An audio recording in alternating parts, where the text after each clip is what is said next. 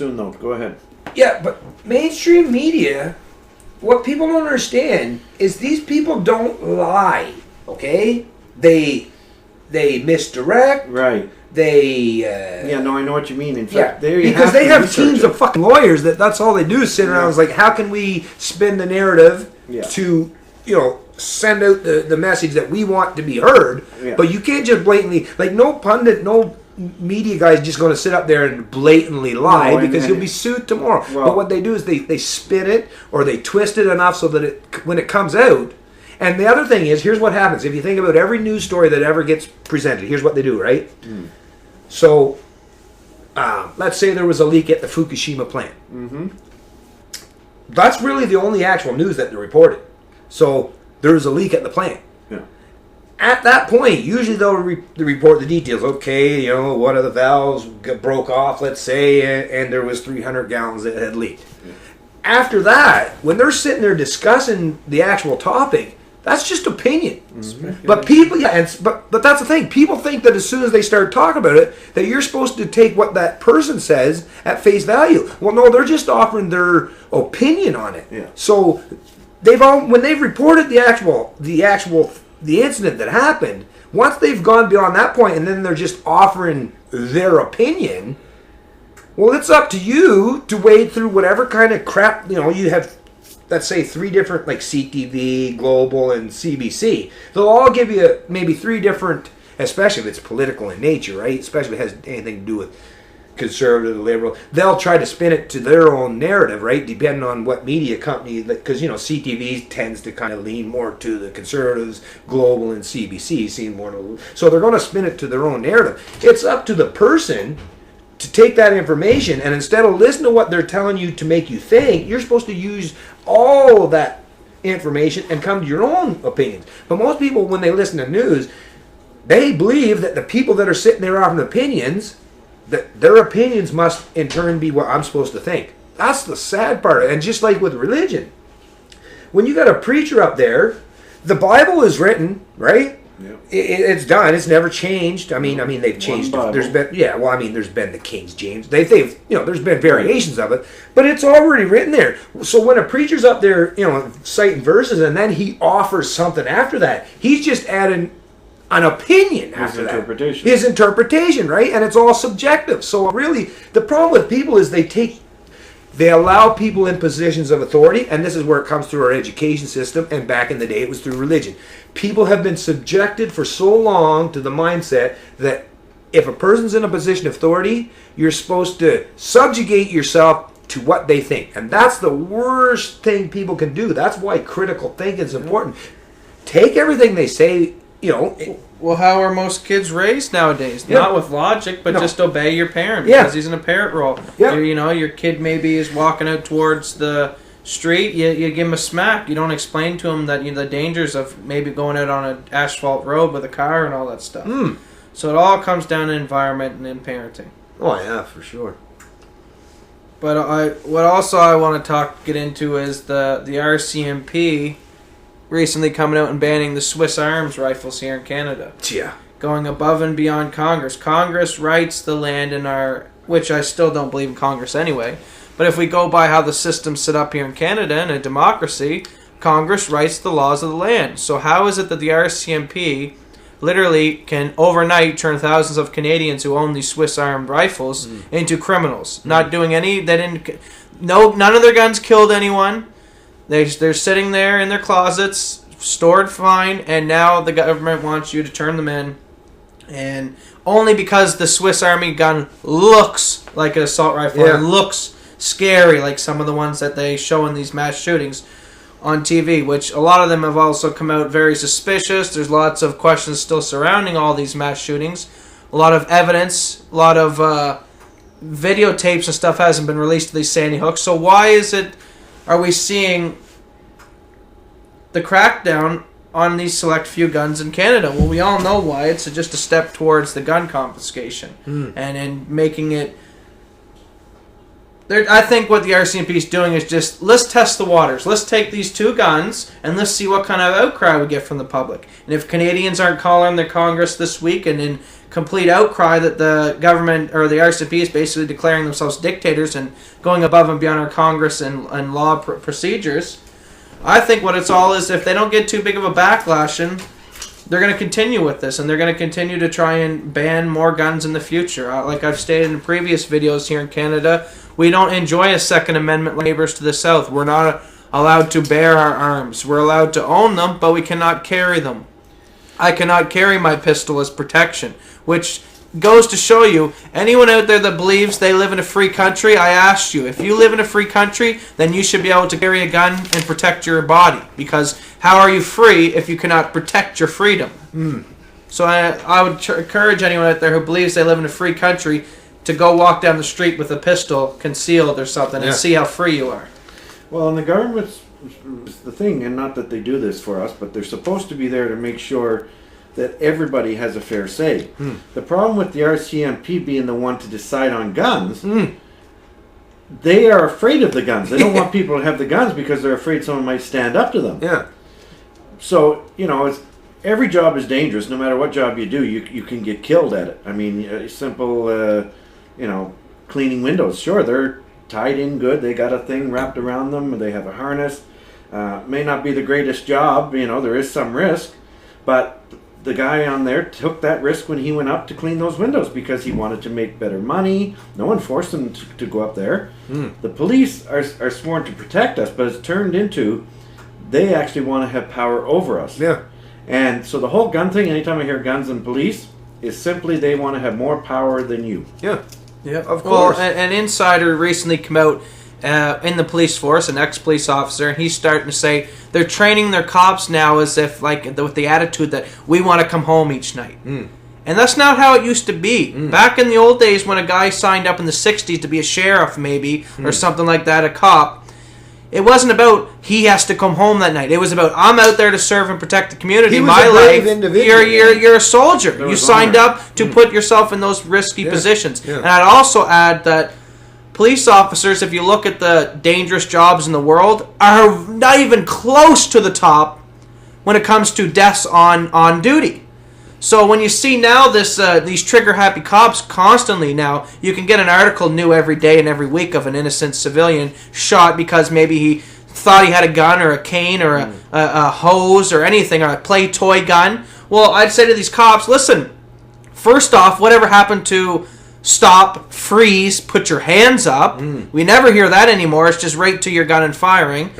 No more do they even go to tasers or other means to subdue any people. It's just right to the gun. So that's got to let you people out there realize the scary revelations that our police are now being trained in a manner that makes them want to kill any civilians that if their life is put in danger. And that's very scary. And all any police officers out there listening to this, I said this in a previous video, challenge. Why are you guys being given these extra granted rights? It's not for any... because you cops get to have an extra little power trip. No, it's very cynical. It's for them to slowly implement you guys to follow orders so that when the economy or something does crash down the road and martial law or a war or something does happen, that you guys are ready to do what the orders need to be done. Yeah. And realize that power you're granted is only for these evil people. It's for their own means. And you're just a soldier for them, a pawn. Yeah. Because your life will be in danger that day that if a revolution, God hope it never happens, pops off. Your life's out there, not the thugs who hired you to put you on the front lines. Well, the thing is that baffles me is we went from being a people, especially here in Canada, U.S., when we left, our ancestors left the old world, Europe, to get away from the oppressive nature of monarchies. And we decided, we're going to risk the dangers of being in a place that we have no control over. We don't know what, it's unfamiliar territory, but we decided I'd rather the potential dangers that exist in utter freedom than the protective nature of the state or the monarchy, but they also control every aspect of my life. So we chose at one point in time a couple hundred years ago that we're willing to accept that things are going to be a little bit more difficult, but we have the freedom to succeed or fail at the whim of our actions. And we went from having common law, logic and reason, to everything we do now. Think about it, what the law does now. It's preemptive. It's like a bad Minority Report movie where the cops now, and I remember even, I don't know if you remember this, Bubs, my mother was famous for the what if scenario. When your laws are based off of, I mean, it's different when you do it in a household. And I even remember my mother would say stuff like, oh, don't do that because this could happen or that could happen. If you preemptively try to control a person's life and you base your rule of law on, if you do this, this could happen, right? Yeah.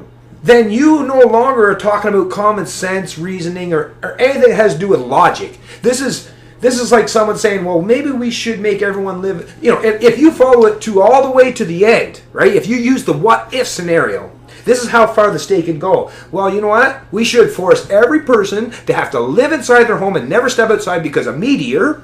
No, but you can still use this what if scenario. A meteor can come out of space, land, and kill you tomorrow.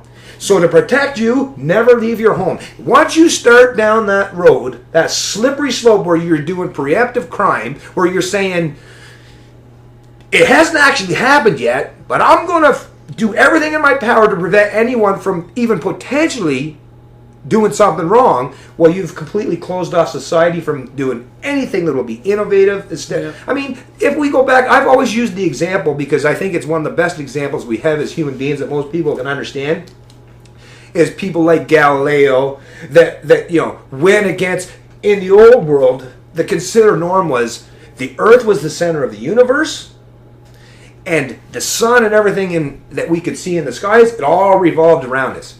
It was people like Galileo that finally realized and observed in the sky that, wait a minute, but this man was persecuted, he was derided, insulted, he was, the majority of the people called him a blasphemous, you know, but if you fast forward today, the man was proven, I mean, time has proven that he was right, but it's just like today, they will use the excuses and the mindset that we know what's best but they can't allow you to step outside of what they tell you. If you step outside of what they tell you what's right and wrong, then you're a criminal. If they had been, and it was actually that way then, and the man suffered tremendously under the ruthless hands of the oppressors, but he stuck to his guns, and thank God he did, because if he didn't, we'd all still be thinking that if you travel along the earth, even when we thought of the Flat Earth Society, when people thought the earth was flat even, we would all still think the earth is flat and we're the center of the universe. It's the people that are willing to step outside the boundaries of what's considered normal, and those are always, and they've always been, whether you call them the rebel, activists, scientific mind, whatever, there was always lots of things. What was it? Heathens. They used all kinds of terminologies that people that just didn't accept the norm, that didn't accept the status quo, that said, you know what? I don't think that you guys are right. I think those people are the only ones that have ever advanced humanity from being a bunch of cavemen. So when we look at today and people put all this emphasis and they respect the state or religious institutions to the point where they feel they got to yield and bow to them, those are not the people that have ever advanced us from anything. Like what we get to enjoy today they came from the rebels. They came from the people that said, nah, I'm going to go against, when you had 1,000 people that were headed for the cliff, there was that one guy that was walking away. Now, while those 1,000 people were headed for the cliff, most people, while they were walking, before they seen the cliff before their head, they were saying, oh, these guys must be right. Look at them all. They're huge numbers. They're the ones that are right. You can't be that one guy. He's the one dude. There's no way he knows better than these 1,000 people. But when these 1,000 people fell off the cliff that was before them, and he was the only one that lived, the people that come after realize, actually, that guy was the only smart one of the bunch. Groupthink mentality is the worst fucking thing that has ever happened to humanity because it takes away your ability to be able to decipher truth from fiction. You know what I mean? People have to be able to think outside the box. Yeah. Otherwise, you're going to be stuck in that same mold. Religion did it, and now schools do it. Schools are the predominantly, in today's culture, it's our education system that keeps people thinking inside. Now, luckily, there's a very small percentage of people still on this planet, you guys are part of it, and I'm part of it too, that will not conform. And thank God. People that deride and insult people that don't fit the norm, they don't realize that it's people like us that are the ones that have always progressed humanity, because we're not willing to just fall in line. We're willing to think outside the box, and it's the thinking outside the box that has always advanced us in any way. Yeah, and back to another comment about the gun thing, I would add out there for anyone out there who's for regulations or any type of gun control, whether even it's just the smallest gun control, you got to keep in mind that, sure, we did have a few mass shootings in the States this year. Whether or not they were actual real ones or not, that can be debated. But the United States, let's say, has a population of 300 million. They say almost everyone owns a gun there. But let's give it the benefit of the doubt and even say there's 150, half them own guns. That one shooter that day, tragic what he did to the kids in the school.